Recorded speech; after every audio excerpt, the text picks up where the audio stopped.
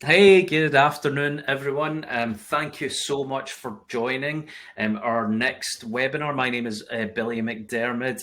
I am the Head of Solutions Engineering here at Redshift. This is a really exciting webinar. We've got so many brilliant people talking with us today about defending against that most recent and still ongoing of vulnerabilities, SubdoMailing. Really brilliant topic to talk about today. We're going to be talking about the SubdoMailing. For those who don't know it already, we'll be explaining what this major vulnerability is, why it was so damaging, and most importantly, we're going to be talking about strategies to safeguard your DNS against it. But don't listen to me. We've got people who are far better experts in this topic joining us today from our friends at Markmonitor and Spamhaus. I am delighted to be joined by Prudence Malinky, who's the Head of Investor Relations at Markmonitor. I'm delighted to be joined by Carol Bitter, who is the Head of Data at Spamhaus, and of course my friend and colleague Faisal Mesley, our Senior Technical Advisor at Redshift. Prudence, would you like to briefly introduce yourself? Oh, thank you so much for the wonderful introduction, Billy. Hi, everyone. My name is Prudence Malinky. I am the Head of Industry Relations at Markmonitor. We're a corporate global registrar. My role is wearing multiple different hats, which involves the policy, advocacy, and industry relations for the whole of the corporate registrar business.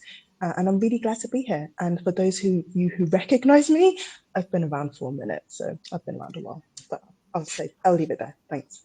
It's great to be working with you on this, Prudence. And Carol, would you like to introduce yourself? Sure, yes. Hello, my name is Carl Bitter. I do a lot of data work for Spamhaus, lead the data team, and I've always been focusing on extracting the most of the data that we get into products that will help our users to protect themselves against malicious email or malicious network traffic. My personal focus has always been anything that touches DNS. If it has DNS in there, then I'm basically automatically interested. So this webinar is a great fit for me. So thanks for having me. A man after my own heart, Carol. Thank you. And last but of course not least, Faisal, would you mind introducing yourself? Thanks, Billy. I am Faisal Mesley. I am a technical lead here at Redshift, and like Prudence, I wear many hats. So from doing strategic implementations of our product to leading our data partnerships, and I work with partners like Spamhaus and Markmonitor to do all that and all that. Listen, trust me, having worked with Faisal for a number of years now, I know he's so busy that he just simply cannot remember what he does on a day-to-day basis. So that's we'll forgive you for that, Faisal. We'll forgive you for that. As I said, this is a really exciting session, so we're really pleased that everyone's been able to join us and to have such expertise from Spamhaus and from Markmonitor, as well as our own knowledge from Redshift. I'm sure you're going to learn a lot today. So what are we going to cover? We are going to talk through the SubdoMailing. We're going to explain what it was, how it worked, but importantly, what the damage was for this. We were delighted at Redshift, along with our partners, we were able to support and help customers through this. But this is a continuing threat. It is happening today still. We see customers who are being impacted by this attack as we speak. But that means, importantly, we are going to talk about how you can prevent it moving forward. What are the strategies that you can employ to ensure that you're protected against this moving forward? And of course, throughout this today, please do keep questions coming in. We are monitoring the chat. If there's anything that you want to know from our panel of experts, drop a note into the chat and we will be sure to answer the question. So let's talk about the SubdoMailing. Let's talk about what it was and how it works. Faisal, would you like to kick us off and explain what the attack was and how it actually operated? And just a reminder, Faisal, when you're ready to change slides, just remember to say next slide. Absolutely, and thanks, Billy. So for those who don't know, we're going to quickly recap what the attack does, what it is, before getting into the strategies of how to mitigate and how to prevent it from happening to your organization. So in a nutshell, it is that bad actors capitalize on poor DNS hygiene. This can be anywhere from a third party that ceased to exist, or maybe your contract just ran out. So there's two main vectors that we found that this attack happens. The first one is with the advent of SaaS apps and the cloud and companies using multiple vendors for multiple different reasons, vendors usually like to send things with your brand. So they ask you to put a couple CNAMEs, and you do that. Down the road, you either cut the contract with the company, or the company goes under, or anything happens, but your team does not break that link in that CNAME. So a bad actor, if the domain expires or your company or your account gets wiped at the vendor, could sign up for that vendor or purchase that domain and basically get control and send as you and be completely you because you didn't break that chain. The second method we've seen it is fairly similar, but it involves an SPF takeover. So, for example, you add the include of a vendor, and then that vendor goes out of business. The bad attackers buy the domain of the vendor, and they can now send emails as you. We've also seen typos of very famous vendors. So because DNS is mostly a human job, people make typos, and bad actors capitalize on those typos. They use the same technologies that we use to find these to find you. They use passive DNS and recursive DNS to find these typos, buy the domains, and then be able to send as you. So Billy, if you want to, next slide. So this is an actual screenshot we got from one of our customers that were affected by these. You can see here that the attacker sent a good amount of emails over a 7-day period, and they all passed SPF. And this customer already had DMARC at reject. But because of these SPF takeovers, the attackers were able to send emails that passed authentication. Thankfully, you can see here the reputation. Karel had already flagged these.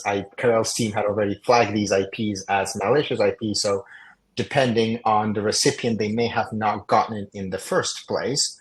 But DMARC would have not protected you.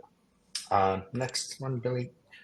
Faisal, just while we're moving on to the next slide, why is it, and this is for anyone and on the panel, but how are the bad actors identifying the domains that are lapsing? Is this just luck that they're identifying it? Are they programmatically identifying lapsed domains? What methodology are they using? Yeah, I can speak to it, and maybe Karel has some more insight as well in a bit. But from what we've seen mostly is passive DNS. There's all these big brands using either the typo domains or the lapsed domains that you can in bulk check the registration status or check the status or the typos using passive DNS and see, oh, Apple.com or Microsoft.com, I'm just giving out examples, have this typo domain. Let's buy it, and we can now send as these big fish.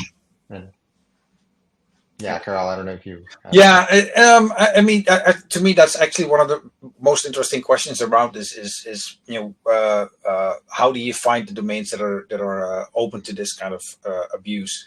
And obviously, passive has to be one of the options. And it used to be that passive DNS was a very specialist tool that was not really available in the open. But as more people have gotten access to this kind of data, obviously at some point people say, hey, I'm going to make a version that is accessible to anyone on the web. You're seeing there are certain companies that will return passive DNS search results if you search for a domain name. And finally, I think, especially when you talk to the case that Faisal mentioned about typo inclusions in SPF records. I mean, it's really easy, obviously, to get a list of a large list of domain names and just programmatically walk through all the text records and see if there's anything in there, any include to a domain that doesn't exist. That this is a couple of minutes of scripting work, and they just turn it on and wait for the results. And I'm fairly sure that that's at least part of what is driving this. And I think that's the important thing to stress for anyone who's not familiar with this attack is programmatic. That's the thing. It's programmatic. It's automated. It's at scale, which we'll touch on in a moment as well. So Faisal, what did this actually look like for our customers? So this is an example of a CNAME that was so. You can see our customer had a domain called goto.domain.com pointed to this CNAME. This domain then lapsed. The bad actors rebought it, and because the domain was still pointing to this destination, then the bad actors could create an SPF record that would include the IPs of their sending infrastructure, which is how they were able to send authenticated emails on behalf of our customer. The list of domains the bad actors used were all purchased using a DGA, a domain generated algorithm, and they all seem to follow a similar pattern, which made Karel and I's job a bit easier to understand the breadth of this attack. And if you go into the next one, Billy, but as Karel and I started pulling the strings, it didn't look like just one bad actor. You can see here there's clearly a different number of clusters. So we analyzed about 4,500 domains, and those 4,500 domains showed us 938 unique SPF records. And you can see here that each little cluster of domains was controlled seemingly by one different group of attackers. We've got a question in the chat. So thanks very much for that, Nick. So how much of what you see in this attack is targeted at specific organizations, i.e. a particular target who is identified, versus drive-by attacks where they're just trying to identify anyone who is vulnerable? Low-hanging fruit, i.e. they may have identified an organization who have got particularly poor systematic DNS hygiene. So I can take this one. So and I think it's a really good question, because to me it sort of reaches to the core of this issue, in the fact that it's a methodology you can use, and anybody who knows how to use this can start using this. And from what I've seen, the telemetry that I looked at, the traffic that I looked at, there is definitely a sort of large bulk of this sort of activity that is targeted at a very small select group of free mails, and is from what I've seen purely spammy in motive. It's not malicious in the sense of phishing or malware driven. It is pure. It's most seems to be around insurance sales leads. However, I think the truly interesting use case is if you find somebody who is susceptible to this kind of attack that leaves some CNAME hanging, and you say, hey, this is an organization that I would like to target, and hey, I found this thing, or you go looking for, let's say you want to, I don't know, take a big bank, and you go scan their DNS, and you go look if you can find a lost CNAME somewhere, then it becomes that much easier to attack that organization or their customers. And that seeing that traffic, I mean, obviously that's not those are like the high value targets out of everybody who is vulnerable to this. So I would say the chance that you're actually seeing those, if you go look for it, is probably it's a lot lower. And there's definitely, I mean, from the infrastructure that I looked at, there are some gaps in there where I say, okay, look, it's clearly been set up. It has, it's been provisioned. It has domains pointing to it, but I haven't seen traffic for it. So either it's going to places where I don't have visibility. I can see a lot, but not everything, or it hasn't been used yet. So I mean, it could be going on. It's just like I said, I haven't seen it yet, but I would, if I were the attacker, I would say those are like the sort of the golden children ones that you can either use yourself for the special occasion, or maybe in an underground economy sell to somebody who says, hey, I would really like to target a specific organization. Prudence, it lends us into our next part, just to move on to the discussion part as well. From your perspective, and it ties in and it relates, have you seen any particular industries within your customer group who have been targeted, for example, because the bad actors know that there's significant value within their domain names and the portfolio that they're managing? That is a fantastic question, Billy. But firstly, I just want to check with Nick. Did that answer your question? Because I know you had a very specific question about, if it was at targeted or drive-by. So I'm hoping that answered your question. Wonderful. I'm glad that you've been appeased. So being ever the diplomat that I am, I won't be able to call out specific industries per se, but having worked with a number of different industries across the board, we're quite fortunate in the sense that most of our clients are largely, on the whole, not impacted by this. But what we have observed is that it tends to be opportunistic. And one of the things that I want to take today is to really drive home the importance of having very clear processes and policies, because that reduces the opportunity and it reduces the scope for error. Because again, it's one of those situations where if sometimes it's by chance, sometimes someone will acquire a domain and that acquisition, there'll be a CNAME will still remain in there that hasn't been cleaned because there isn't a process or a policy created by a company to deal with how you sell domains or how you deal with deletions of domains. So one of the things that I think is going to be quite important that I'll speak to a bit later is making sure that we create robust policies and processes so that the opportunistic ones and the opportunistic situations are vastly minimized, and that we can ensure that it is something that is more of a targeted approach, which is much more difficult, I find, especially with regards to multinational corporations who should have robust policies in place. Wonderful. Thank you, Prudence. So just before we move on to the next part of the discussion, and again, it's all tied into this, Faisal, you've done a great job at explaining this, supported by Karel and Prudence.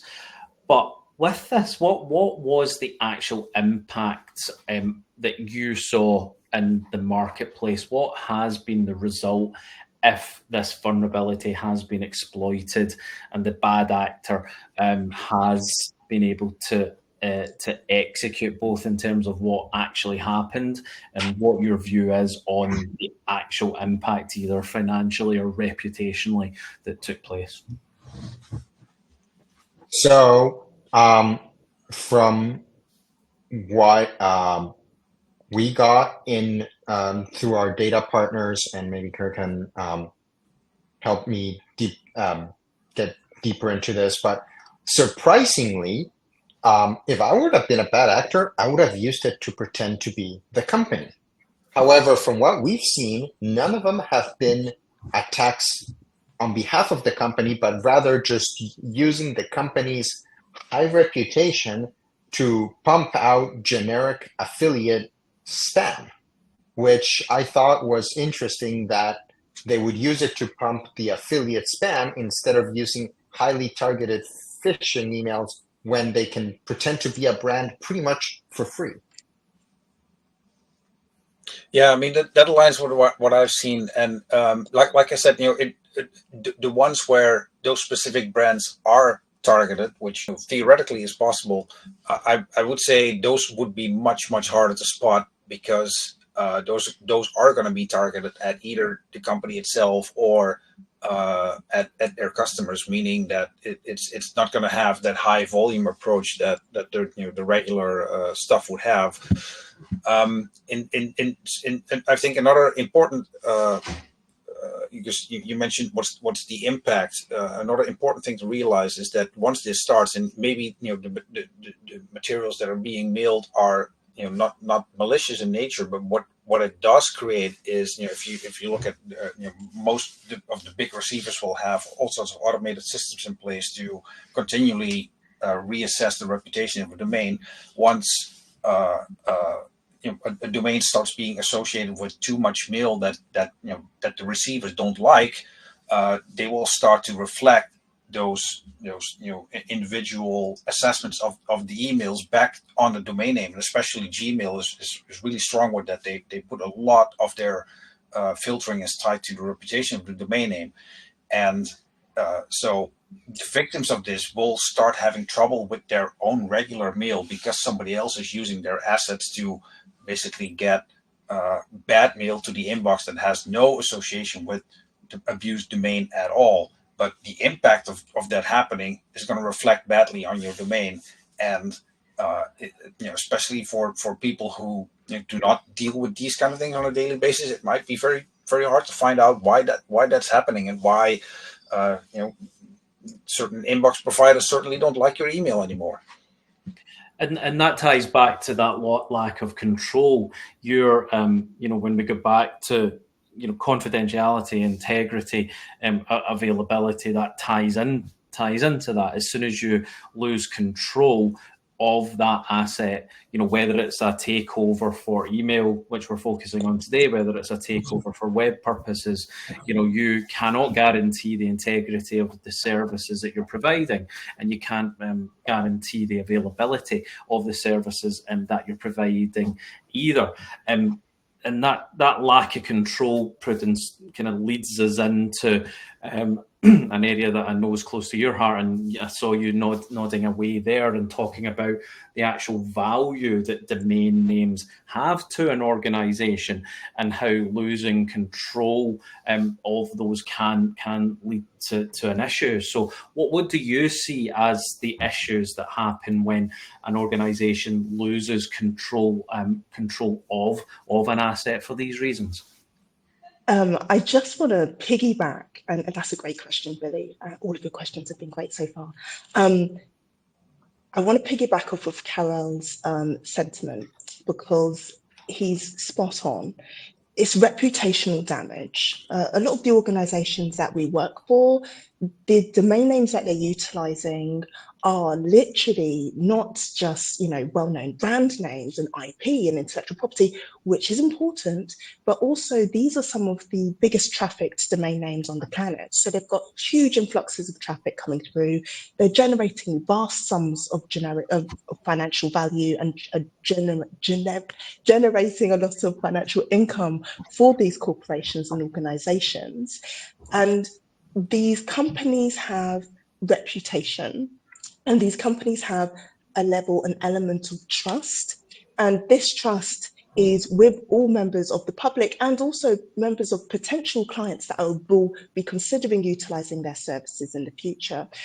And to piggyback and just further galvanize what Karel's been saying, when this type of negative connotation happens to a company or to one of our clients, what it ultimately means is that there's a knock to their reputation online, and that trust that they've taken decades, years and years of hard work, years and years of flawless execution of their services and products, and years and years of executing an excellent digital kind of plan and digital marketing campaigns over years and years and years of time, is decimated within moments, because they become affiliated with the public and with users as being providers of spam. And that type of reputational damage cannot have, it kind of does have a financial implication and can have a financial value, but it's a level of damage that hits in so many different ways. It also hits on that concept of trust. Once members of the public no longer trust your product, no longer trust your brand, no longer trust working with you on that you are an entity that is working in their best interest or providing a service that is of value, it can really take a lot of work, a lot of effort to rebrand and regain that trust. And it's that reputational damage that is the unspoken and unseen and big issue with regards to these types of impacts. Brilliant. And trust that leads me on nicely to my follow-up. So let's say I'm going to use my example from my blog that I wrote about this a few weeks ago. So Prudence, let's say I'm a cat guy, I've got 2 cats. Let's say I start up my business selling cat products. I want to sell cat scratching posts, or I want to sell cat food or something like that. And I want to make sure that I protect everything, and I make sure from day one that I protect the investment that I'm making in my brand and in my domains. Prudence, what strategies would you begin with? What would you recommend that I actually do to make sure that I'm protected from the outset and that I don't have any issues with trust as I'm building my business? Oh, Billy, this is the type of question I wish people would ask me every day, because this is the type of question I would delight in answering. Okay, so what does an ideal domain registration strategy look like? For you, Billy, and your cats and your products for cats, let's start from the beginning. The first thing is that you have to come up with a name. But in order to come up with the best name or the most efficient name, what you'll need to do is ensure that that name hasn't been trademarked already, either in the UK or Europe. Let's say your plans for world domination are not really that big, they're in their infancy, and that you're wanting to start from the UK and expand into Europe. So starting from intellectual property, making sure that name, let's say you're going to call your brand Kitty McFitty. Let's say that's hypothetically what you'll call it. You'll need to check that that brand is not registered already and being used by anybody at that moment in time in the UK and beyond. Once you've made sure that that's not in use, or that if it is in use, that it's not in use in anything in connection to your brand. So let's say there's a Kitty McFitty, but they sell trainers, or they sell shell suits or something clothing related, but not to do with cat food or cats. Then you should be good to go. The next thing is that you need to make sure that you are registering domain names, not just in the UK, but in any place strategically that you know that you're going to operate. And that's not just now. This is where your plans for world domination come to the fore. You need to start looking at the geographical regions that you plan to expand to when Kitty McFitty becomes the brand to kill all other food brands for the cats. Once you've registered in all those regions and covered your IP in those regions, this is where, and this is already sounding, I guess, a bit like a task. This is where, before you even start thinking, how do I do all of this? You have to start creating a team.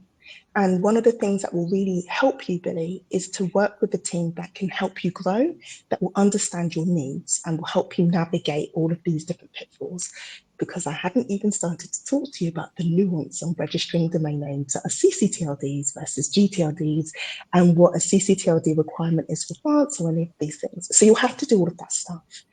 When you're ready to do your go live, if it's just you, Billy, then that's one thing. You'll be able to work with a website provider. However, let's say, Billy, you've grown, you've got a team, you've got a marketing team, you've got people underneath you that are all doing this work for you.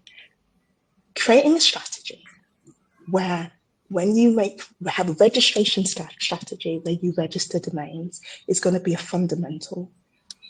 Making sure that everyone who wants to secure a domain, so let's say you decide that you're going to expand into Cyprus and you're going to register a .cy, making sure that the marketing team know that, and they've come up with the idea, that they know to reach out and follow this process flow as to how to register domain names. If they decide that they want to use an external local, let's say a Cypriot marketing team to create the website, making sure that there's a specific process flow as to how you utilize third parties and making sure that there's a process flow as to what to do after the campaigns end. Because campaigns are finite. So say it's a promotional campaign, they end. When you've stopped utilizing the third party, you need to have a look at the zone files and clean those zones.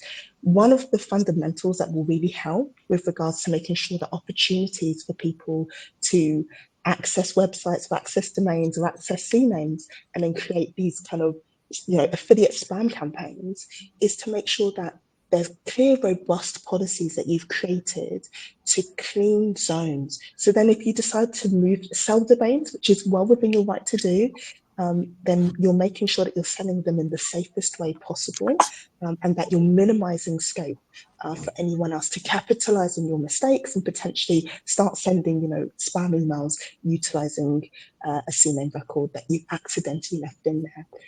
But one of the first things for you to consider is to make sure that you're partnering with the right organizations that will understand these needs and that can support you through that.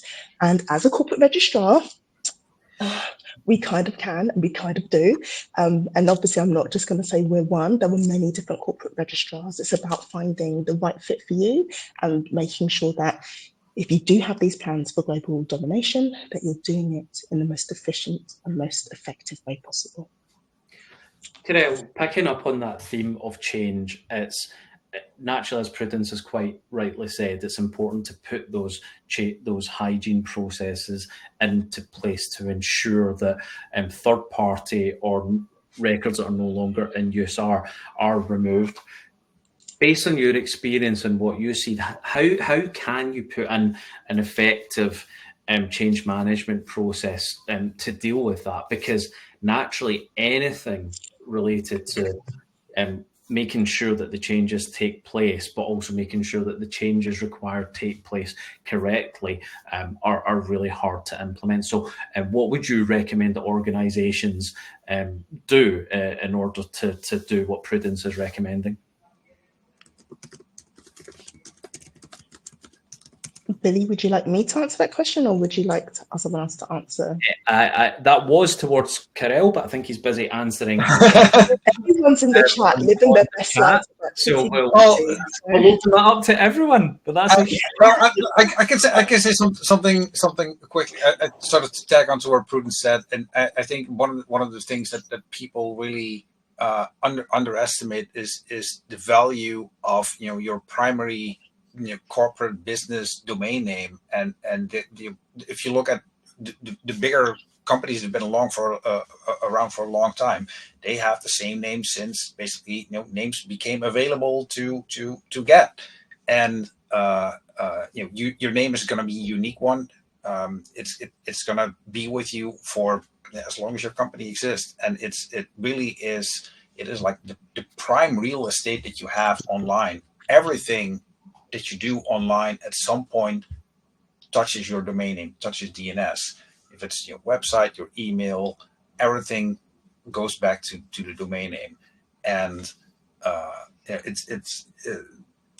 course, most big companies will have this covered. But if you look at the target profile of the people who've been abused by this, it's mostly the mid tier, because they are big enough to have stuff in their domain name that is beyond just a record for a website and an MX record. They have entries because they're buying services somewhere, but they're not so big that they have, I don't know, a dedicated person for dealing with DNS.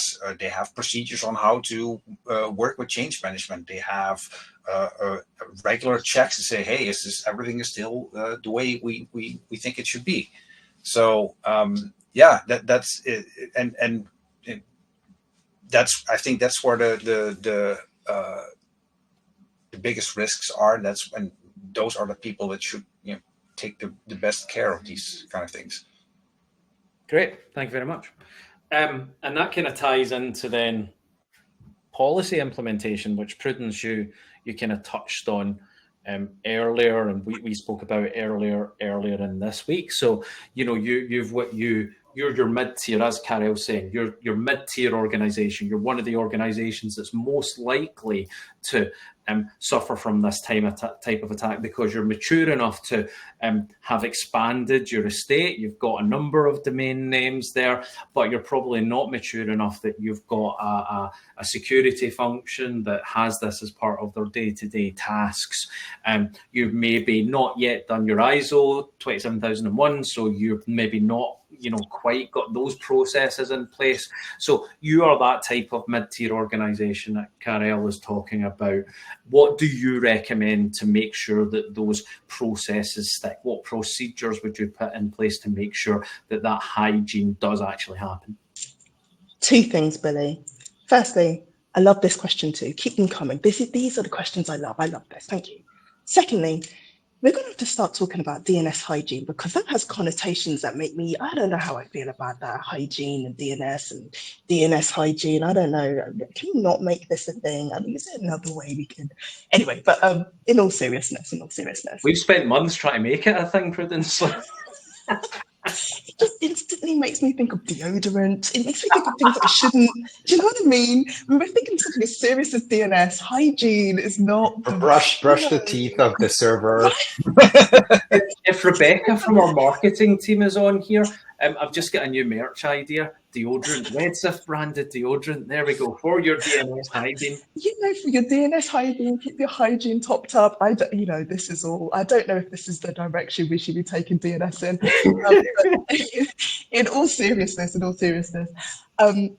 for mid-tier clients, the resources are always going to be a fundamental. And for all clients, here's the thing, we're in an economic climate right now where the biggest multinational to the smallest starter level small entity are all facing financial constraints where they're having to use budgets in the most efficient way possible. So one of the things, it's not likely that there's going to be bandwidth to get headcount to bring on multiple people to handle domain portfolios and DNS strategy. That's not realistic. So one of the things I would strongly suggest is partner with someone who can do this and implement it for you, because this is the whole thing. I want to implement practical advice as opposed to just giving, do this, because it's not realistic. Me saying, hey, what you need to do is you need to get a CISO and head of security, and then you need to get a couple of guys that are going to be marketing and doing your marketing. Then you need to get someone who's going to manage your portfolio. No one's going to get 4 people to do this. But what you can do and what is more manageable is to literally go and make sure that you've partnered with a registrar and explain from the outset, these are our plans, these are our concerns, can you help us? Can you help us come up with a strategy and collaborate together? One of the best things about working with a corporate registrar as opposed to a retail registrar is that consultative approach. Being able to have these guided conversations to do with strategic growth of business and being able to understand the nuance of what do I do next? What does this look like? How do I prevent X, Y, and Z? And being able to have someone guide you through that process and take the edge off, right? And take the stress out of it. Because when you're starting Kitty McVitie, really the last thing you need to be thinking about is how do I employ 4 more people? Like what you do need to be thinking about is how do I expand into Colombia? They need Kitty McVitie there. That's what you need to be focused on. And that's the whole point of making sure you partner with a registrar that can help take that edge off for you so you can focus on the bigger things. If you do, let's say on the other side of the coin, if you do already have that team, then this is the other part I really love talking about. Strategy, process, policy, and process. So coming up with a very clear process flow as to not only how you register domains, how various different members of your business register domains. When you come up with these strategies and these policies and these processes, you need to make sure that you have stakeholders from throughout your organization. So someone from legal, someone from technical. Now, obviously, Billy, if it's just you, Billy, working on your own, this is perfectly fine. Work with someone who can partner and do the heavy lift for you, which is what the corporate registrar does. However, if you have a team or organization of multiple people, making sure that you create a stakeholder group to implement these policies. That stakeholder group needs to have multiple parties that will have to not only have visibility into what's happening with the registrations and the technical side of things, but will be able to green light or red light things and be able to give their input. And also, you need someone that will be able to say things like, stop, this is out of budget, you guys are crazy. I'm not saying that this is something that marketing does, but I'm just saying that sometimes people want to register all of the domains and they want to have all of the campaigns, and you do need to have a stakeholder that will be able to be the bad guy and say, we can't afford this, maybe in 2025.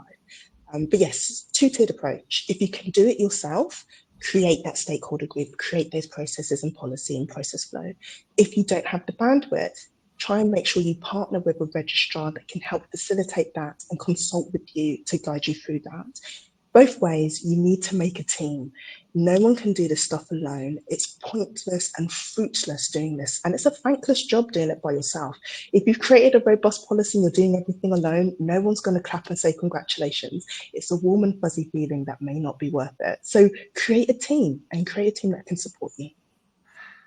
And for Karel then, you've signed up to your corporate registrar, you've put in the policies, you've started to put in the policies from a detail perspective rather than going bird's eye view. If we start to go into the detail, what do you suggest people include in those policies and procedures to manage that ongoing risk and to maintain that robust Prudence, hygiene within your DNS? Is there any specific items, Karel, that our viewers should be looking at and including in those policies? Yeah, I think there's two key ones. One is change management, so that you know who made a change, when they made it, and preferably also why they made it.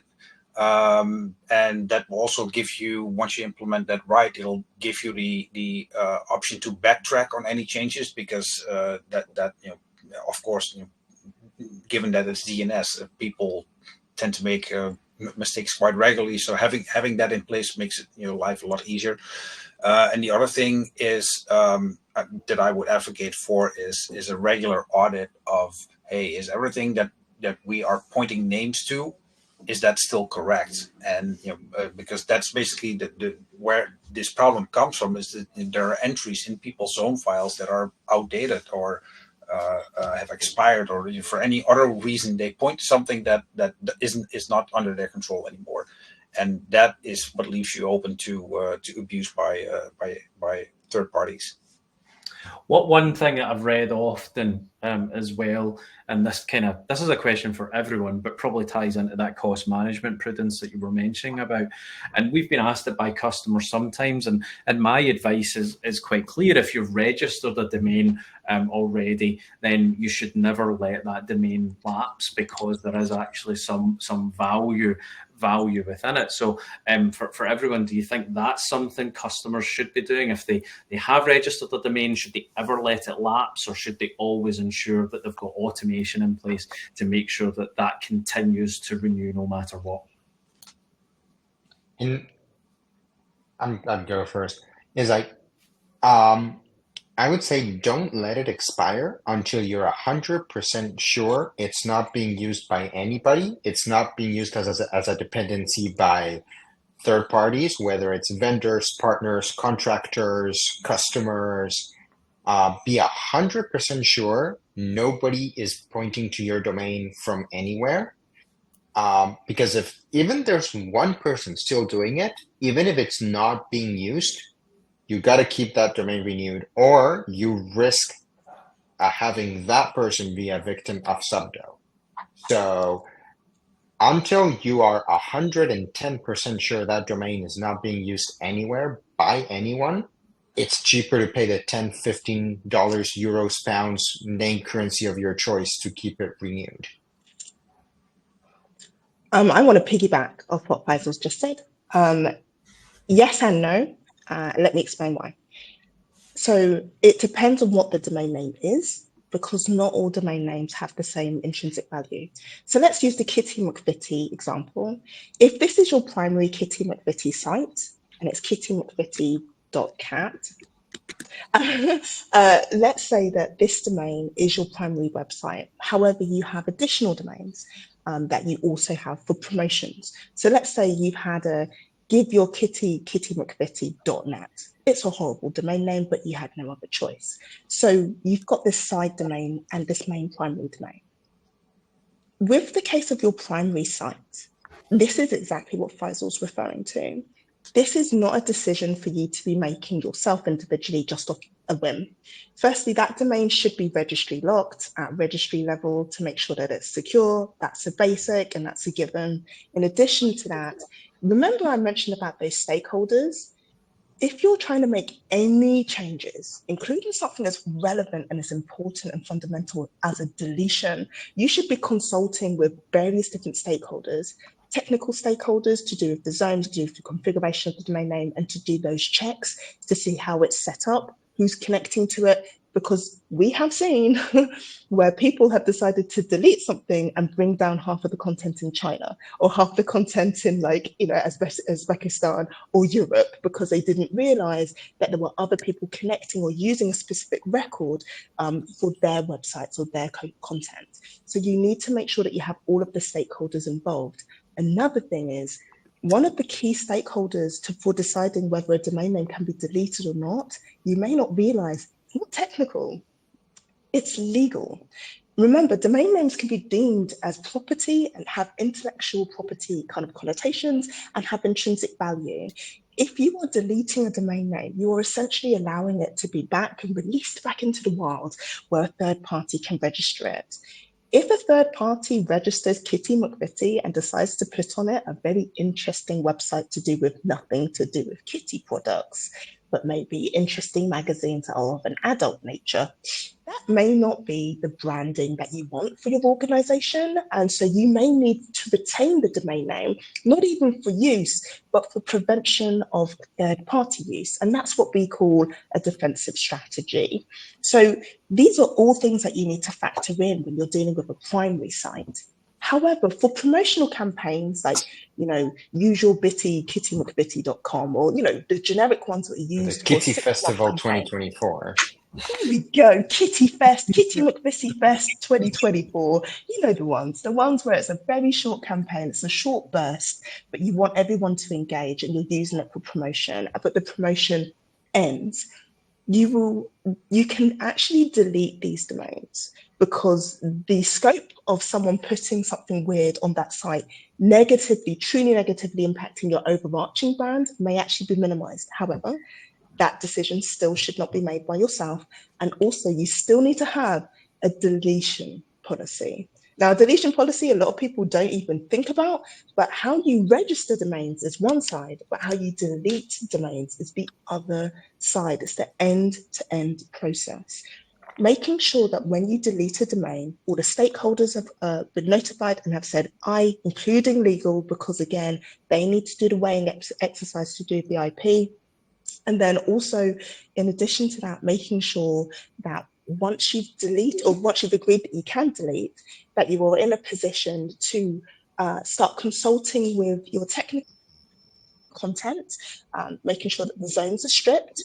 And also another thing, if you are using a third party for those marketing purposes, making sure that you terminate the contract for their use, and that if there's any system that they've used for that specific microsite or for that's discontinued as well. So nothing is active and connected to that site before you delete that domain, before you then even choose to sell that domain, because you may decide to sell that domain because it may have that value. But again, that is a decision that needs to be made by the committee of stakeholders that will make the relevant decisions. Wonderful. And just to stress again that those registrations and all of this that we're talking about, this is programmatic. This is people at scale who are looking for domain names that have lapsed. They are looking at domains, they're using those passive DNS methods that we spoke about, using PDNS in order to find subdomains that aren't responding, that are still in the DNS as well. So if anyone on the session, is under any illusion and thinks, this is a minimal risk, it's not. And we have seen not only those mid-tier customers that Carol has spoken about being impacted by this, but we've seen the largest in the world being impacted by it as well. So this will affect everyone. It's programmatically being done at scale, at levels that we just simply don't know. That this is the thing. We don't really know who's behind it. We don't really know how much resource is there, but we do know that it's continuous, and we do know that it's ongoing. So great. Now we've got 9 minutes left. I'm well informed today. This has been fantastic. I've learned new. I love it. In terms of next steps, for each person. So let's start with Faisal. And then we'll go around everyone. Next steps, if there's one thing that our audience should do, as far as you're concerned, Faisal, today, after they switch off, what should they do to protect themselves against the subdomailing? What strategy should they put in place? Ask themselves, when was the last time I did a DNS audit? Even if it's just a manual, just going through your zone or using an ASM tool, do a DNS audit. How many of these CNAMEs do I still need? Fantastic, thank you. Prudence? Strategy, and more strategy. I'm a big fan of making sure that in order to do what Faisal's suggesting, which is the perfect thing to do, come up with a process flow, get all of the relevant stakeholders in your organization as part of this group and get them to engage with this so you are preventative rather than reactive. Try and deal with this stuff now before you end up with something terrible happening and then you're reacting to it. Thank you. And Kyle? Usually when these sort of things happen, there will be a signal somewhere. In this case, it might be that suddenly people start complaining, yeah, I found your mail in the spam box. It wasn't in the inbox. So, if that happens, something's driving that. And it may be, there's a small chance that somebody's fat fingering something, but usually these systems are automated and something has been seen that makes that decision. So once you see these first signals, then investigate, because the earlier you catch these kind of things, the better. Super. Fantastic. Well, that's been absolutely wonderful. I hope the audience has enjoyed it. If there's any last questions, just while we wrap up, then please do feed them in. The recording, Jim's just asked, is there a recording of the session going to be available? There will be indeed. You will be sent out a link afterwards, along with links to the websites of my colleagues who have joined us today. So just a reminder, we had Prudence from Markmonitor, Kyle from Spamhaus, and Faisal, and of course myself from Redshift. Thank you all for taking the time out of your day, no matter where you are in the world. I hope you have a great evening, great afternoon, or a great morning.